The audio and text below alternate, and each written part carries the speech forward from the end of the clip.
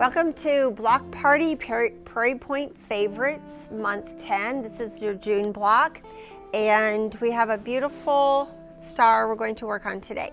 Okay, the first thing I want to mention is when you cut out your background fabrics, there's a little diagram on this month to show you how to cut them out so that you get all of the pieces out of it properly. We don't want you to cut certain pieces one way and then not get the larger pieces out. So follow that diagram.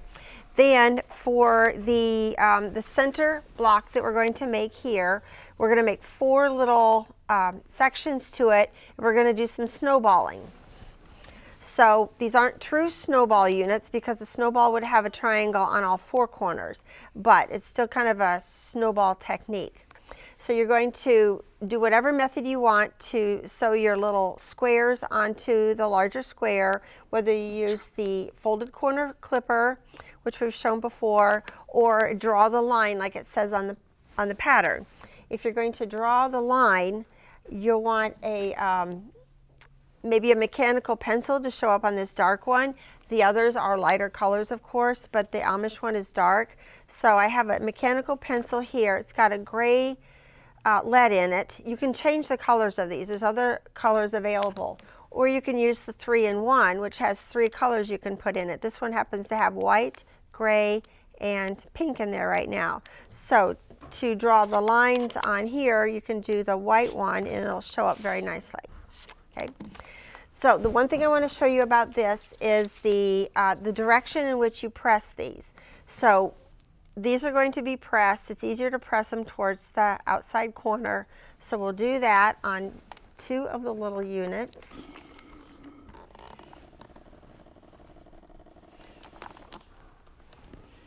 Okay, so those are both pressed towards the outside.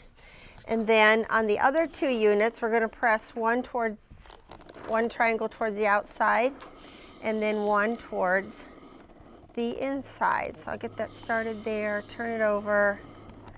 Doing this with my left hand, it's kind of awkward. Let's try this.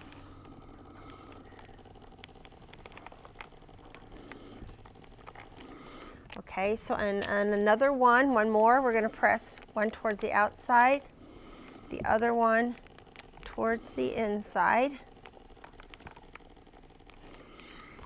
And the reason we do that is so that we don't have that bulk right here at where the seams meet on those triangles. So we're going to take 2 of these. The 2 that are pressed toward the outside are going to go like that. The 2 that are pressed differently, this one's going to go, the one that's pressed in is going to go there, and this one in here. Okay, so that when we take these 2 and put them together, the seams go in opposite directions, creating less bulk. All right, so then our little center unit will end up looking like this. Okay, and then it should measure 6.5 inches square.